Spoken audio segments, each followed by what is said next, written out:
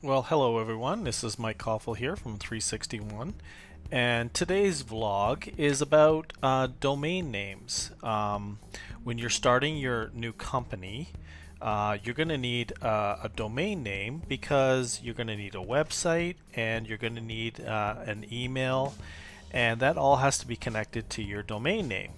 And you might even have other platforms that you need to utilize on the web, and that would mean you need a really good domain name.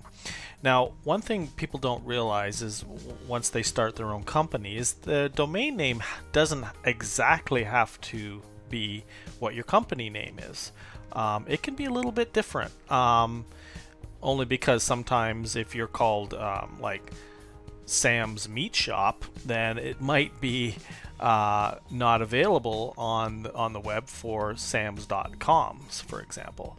But if it's a close name or a name that is easy to remember, that's the way to do. So what I recommend is start with a domain that is obviously close to what your company name is, but then work it back from there. And kind of the rule of thumb I like to use is it easy to remember?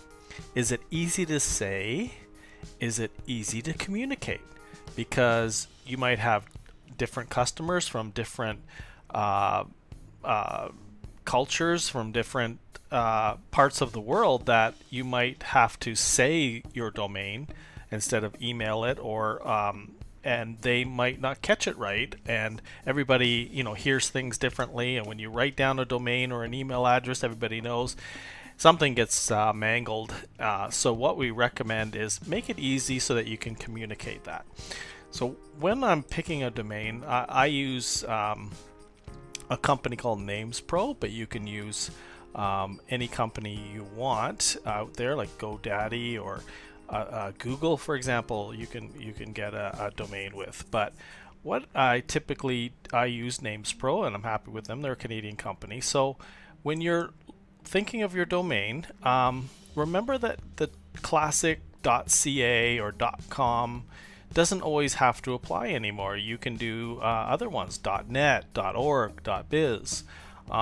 Different attachments on the extension at the end of your domain is available now. So let's say I have a store, and I want to and maybe it's called Mike's Telephone Shop, and I want to have a website, obviously. So Mike's Telephone might not be available, but I'm going to try it. So I think Mike's Telephone would be a good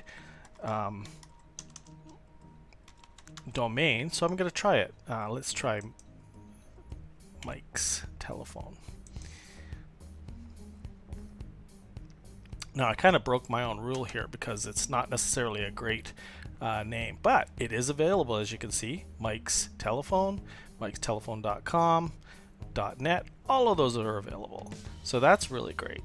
So the trick is to just go through as many as you like and try to find an easy one. Because remember, if you're going to tell a customer to email you or tell a customer to go to your site by your voice, then it's a good way of, for example, saying it so it's an easy. So if it was phones, maybe Mike's Phones.